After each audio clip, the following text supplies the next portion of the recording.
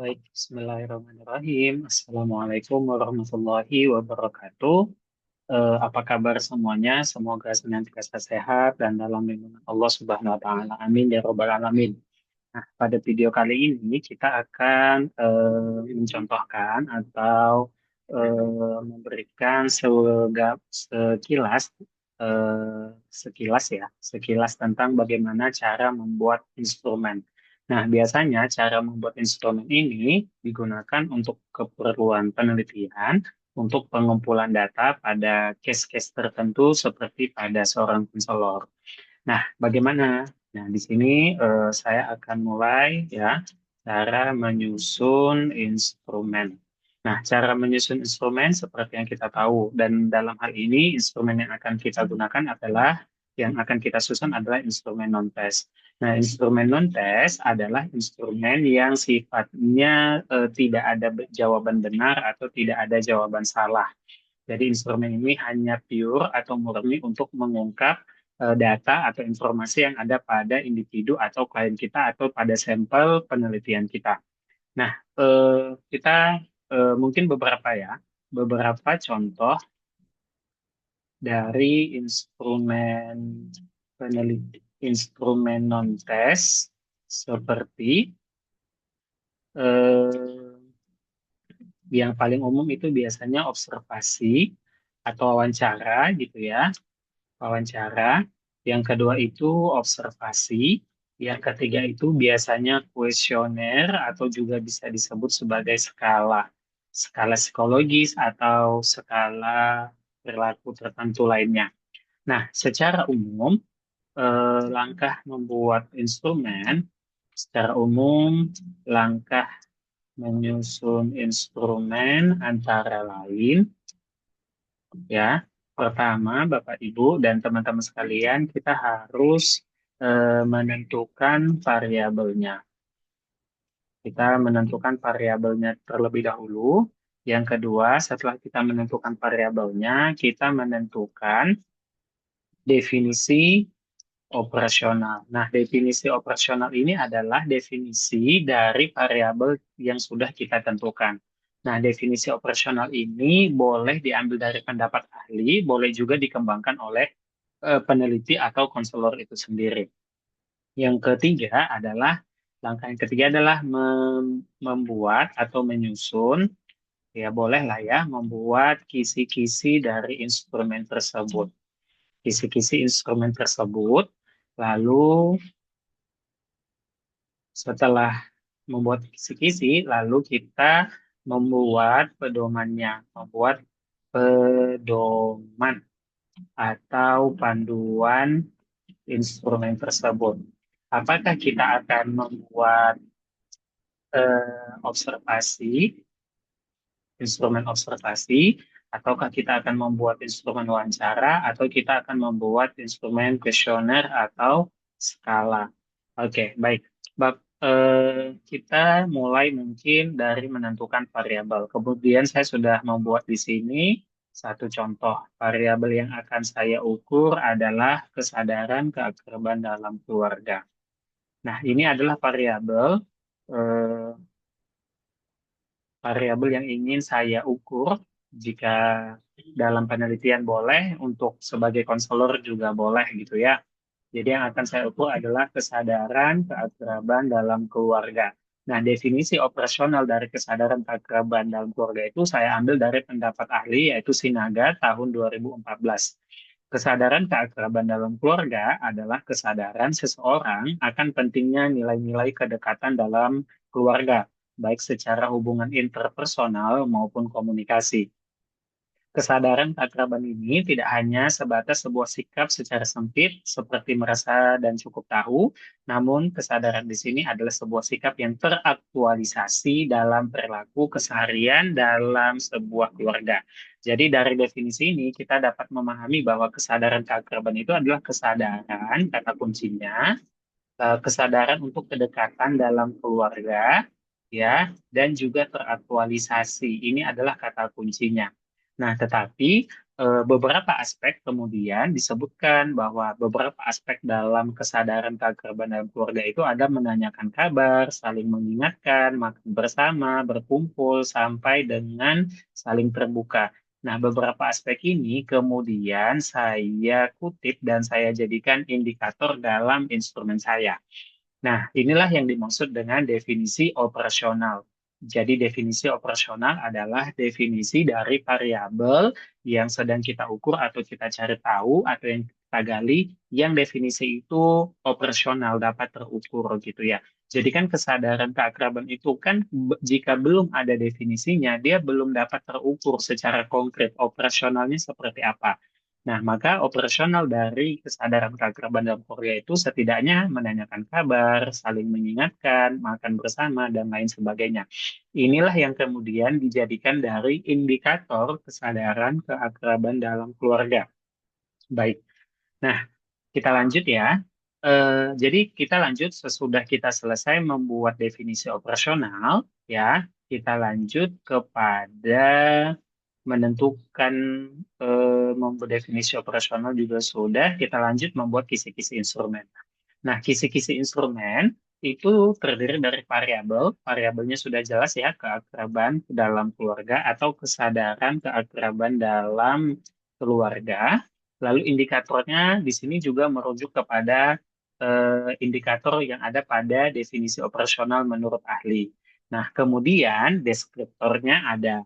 Deskriptor misalnya menanyakan kabar. Maka contoh deskripsi dari menanyakan kabar adalah menanyakan kabar menurut saya setiap bertemu dengan keluarga adalah satu hal yang berlebihan. Itu kan indikator dari menanyakan kabar. Menurut saya, menanyakan kabar setiap bertemu dengan keluarga suatu hal yang berlebihan. Kedua, tidak masalah jika setiap hari harus menanyakan kabar ayah, ibu, kakak, adik di rumah. Nah, indikator yang kedua adalah saling mengingatkan. Nah, deskriptor yang pertama adalah mengingatkan adik tentang tugasnya hanya membuat permusuhan saja. Lalu, deskripsi yang kedua adalah hal yang menyenangkan untuk mengingatkan adik makan siang meski via SMS ketika berjauhan. Yang ketiga, senang rasanya jika ayah dan ibu selalu mengingatkan untuk tidak lupa membersihkan rumah. Ini adalah deskriptor atau deskripsi dari indikator pada masing-masingnya.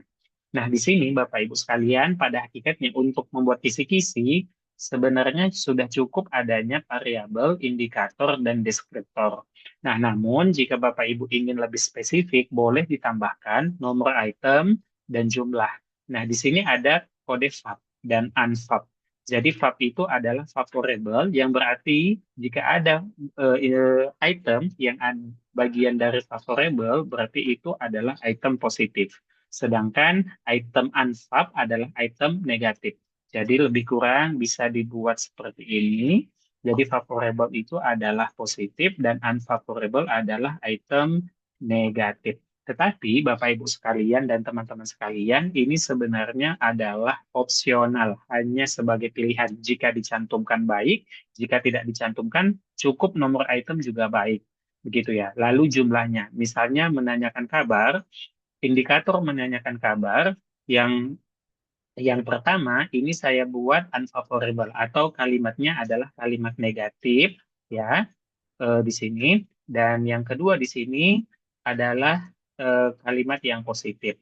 Nah, beberapa instrumen misalnya pada skala atau kuesioner, kenapa ada item favorable dan unfavorable itu semata-mata untuk apa ya, untuk mengecohkan responden dalam mengisi skala atau kuesioner sehingga responden tidak asal contreng tetapi memang membaca karena sejak pertama dia melihat ada item yang berbentuk negatif dan ada item yang berbentuk positif.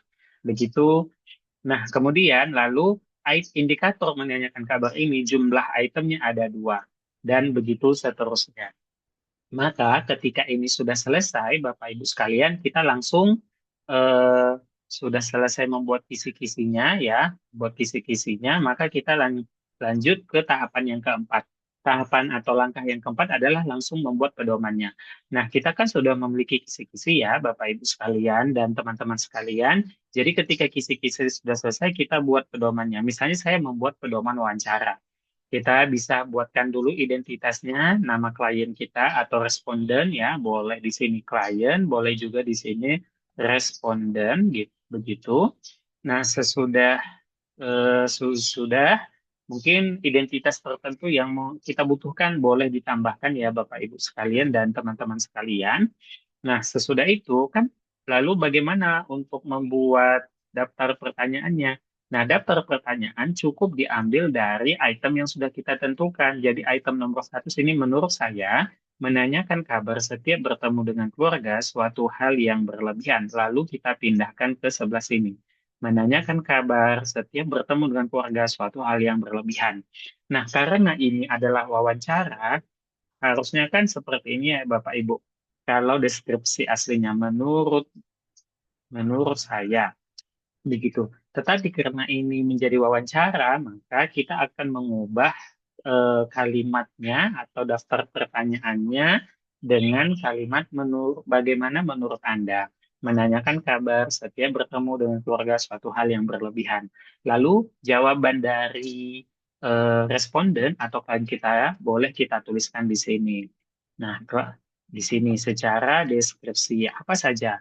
Begitu nomor satu sampai dengan nomor 25. Ini nomor satu dan nomor 25 bukanlah pertanyaan yang asal-asal muncul atau tiba-tiba muncul. Tetapi pertanyaan yang sudah muncul berdasarkan deskripsi yang ada pada kisi-kisi.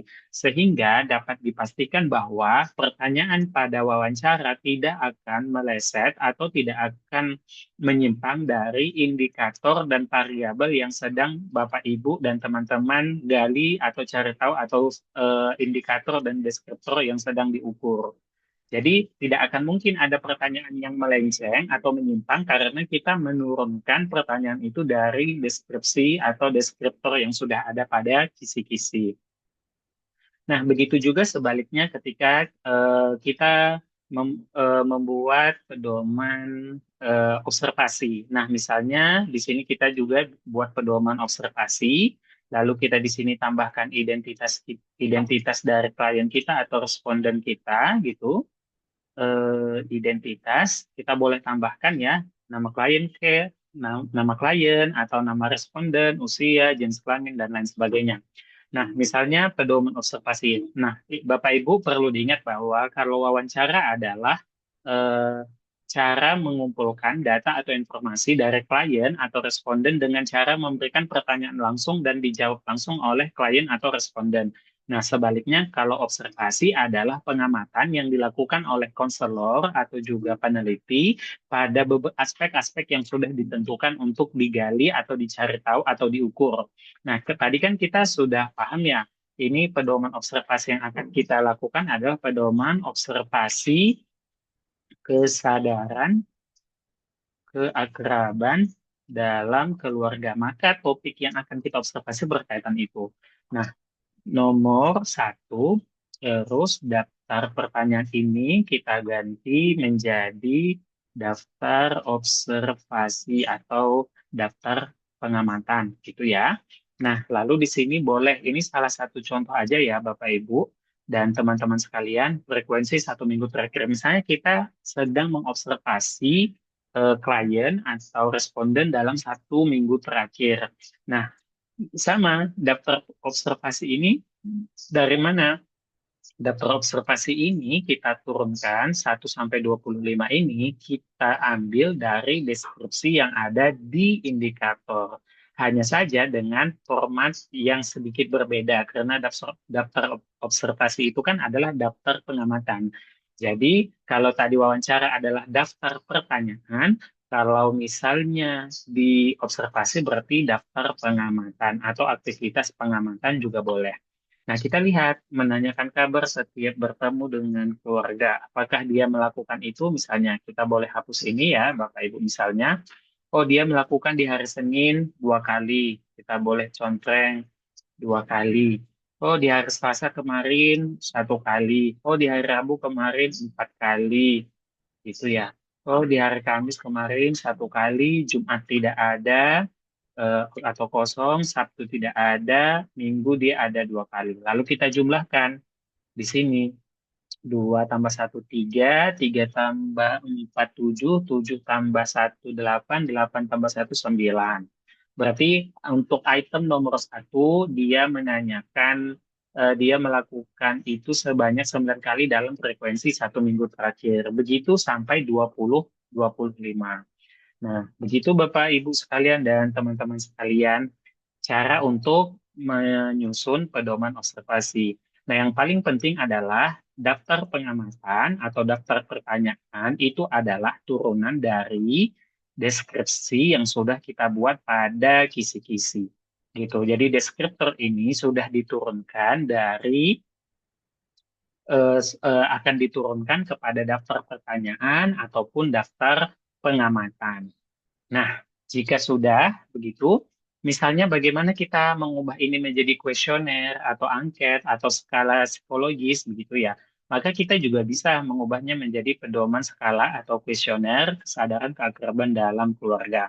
Misal sama seperti tadi, kita tentu mencantumkan identitas terlebih dahulu, identitas, lalu beri pengantar. Ini adalah pengantarnya Bapak Ibu sekalian. Berikut ini adalah sejumlah pernyataan karena angket atau pernyataan ya yang kita minta dari responden atau klien seputar kesadaran keakraban dalam keluarga. Tidak ada jawaban benar dan salah dalam skala atau kuesioner ini. Untuk itu, pilihlah salah satu jawaban yang paling mewakili diri atau kondisi Anda dari 5 pilihan jawaban yang tersedia, yakni SS sangat setuju, ya, S setuju, TS tidak setuju, dan STS sangat tidak setuju. Terima kasih. Nah, lalu di sini kita mencantumkan berupa kuesioner, begitu ya, berupa kuesioner, dan kita cantumkan berupa kuesioner, dan no, di sini pernyataan. Oke. Kenapa pernyataan? Karena akan diisi langsung oleh si klien dan ini sifatnya pernyataan. Boleh pernyataan, boleh juga beberapa menuliskannya sebagai item. Nah, dari mana pernyataan atau item ini muncul? Tentunya dari deskripsi atau deskriptor yang ada pada kisi-kisi. Jadi di deskriptor tadi kan nomor satu, menurut saya menanyakan kabar setiap bertemu dengan keluarga suatu hal yang berlebihan. Sangat setuju, setuju, tidak setuju, atau sangat tidak setuju. Lalu tadi masih di indikator satu, sorry, masih di indikator ya, indikator satu, deskripsi yang kedua ada di nomor item 20. Maka kita cek di item nomor 20. Nah, tidak masalah jika setiap hari harus menanyakan kabar ayah, ibu, kakak, adik di rumah. Jadi ini adalah item atau pernyataan untuk indikator nomor satu. Sekali lagi, saya sampaikan kepada Bapak, Ibu, dan teman-teman sekalian bahwa deskripsi atau pernyataan atau item ini diturunkan dari deskriptor pada kisi-kisi yang sudah dibuat oleh peneliti atau konselor. Sehingga ini akan menjamin Bapak Ibu sekalian bahwa instrumen, daftar pertanyaan, daftar pengamatan, dan daftar item atau pernyataan pada instrumen yang kita gunakan adalah daftar yang relate atau sesuai dengan indikator dan variabel yang sedang kita ukur dari responden atau klien kita. Begitu. Nah, jika tadi pada pedoman observasi dan pedoman wawancara ini sifatnya lebih kepada kualitatif. Artinya ketika data ini sudah terpenuhi dan sudah selesai, pada umumnya data ini diolah secara deskripsi atau apa ya, menggambarkan hasilnya secara keseluruhan dideskripsikan.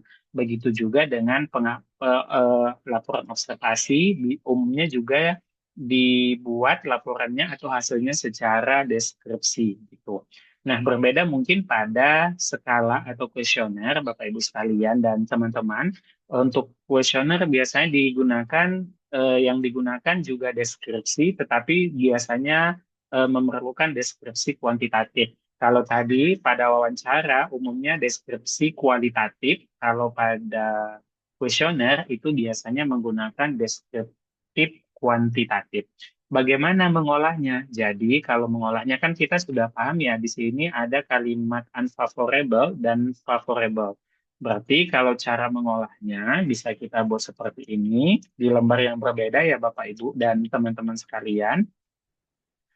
Oke, di sini kita buat cara pengolahannya.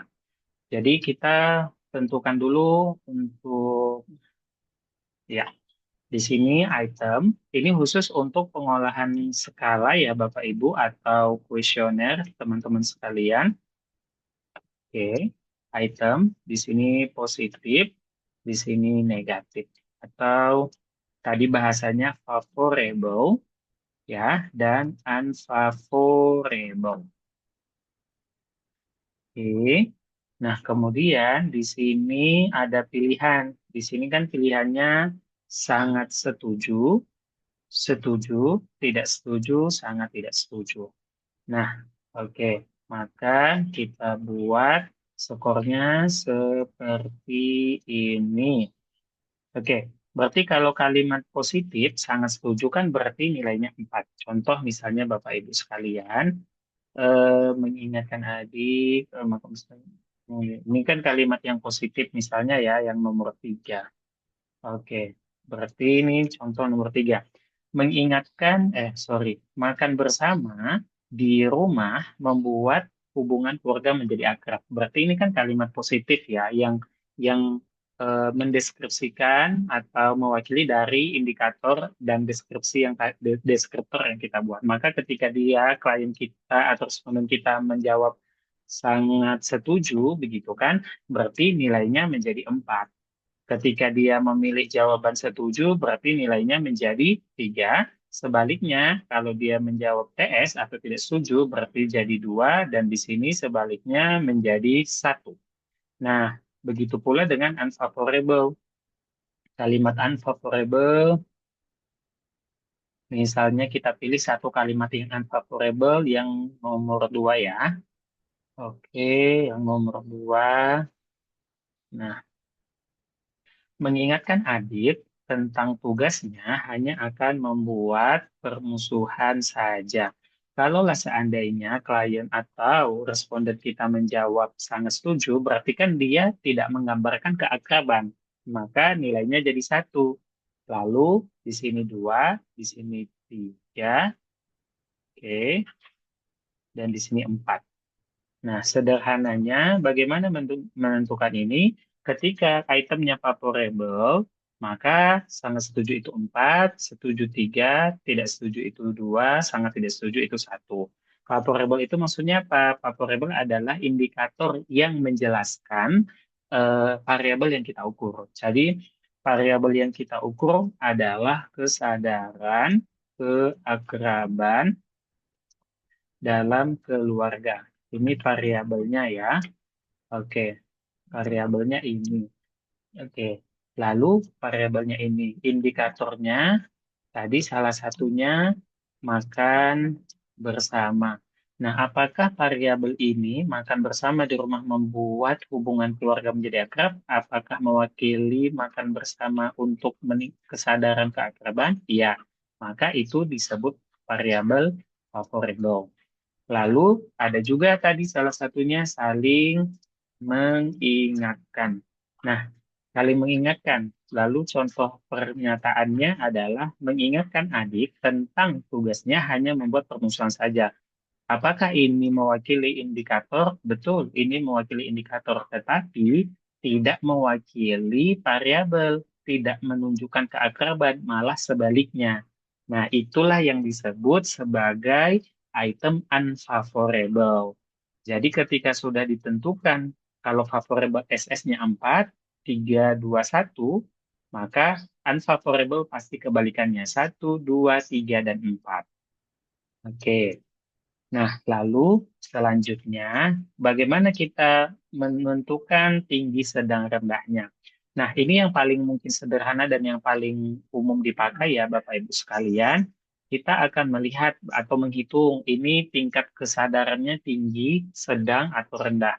Kita melihat itemnya ada 25 ya. Di sini ada item 20, 25. Berarti item, jumlah item 25. Nah, jumlah item 25. Bagaimana kita untuk menentukan kriteria?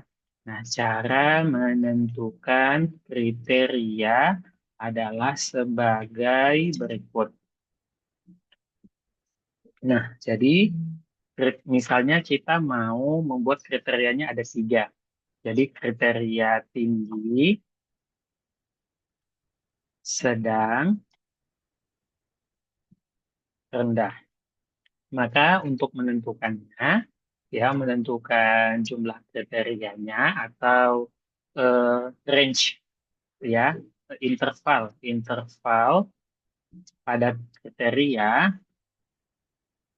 interval skor, ya interval skor pada kriteria sama dengan item jumlah terendah, jumlah tertinggi dikurang jumlah terendah, lalu dibagi dibagi dibagi jumlah kriteria. Nah, misalnya teman-teman sekalian bisa kita bilang sama dengan misalnya ya, berarti dari sini ada jumlah tertinggi. Ini kan skornya ada 20, itemnya ada 25. Dan skor tertinggi pada masing-masing item ada 4. Dan skor terendah pada masing-masing item adalah 1. Berarti jumlah item tertinggi adalah 25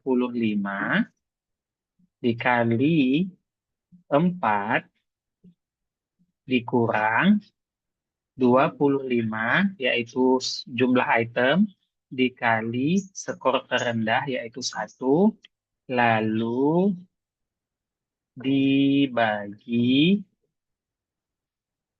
dibagi jumlah kriteria. Jumlah kriteria kita ada 1, 2, 3.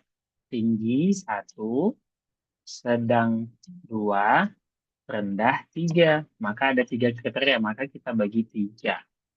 Oke, jadi berarti sama dengan 100 dikurang 25. Ya, 100 kurang 25.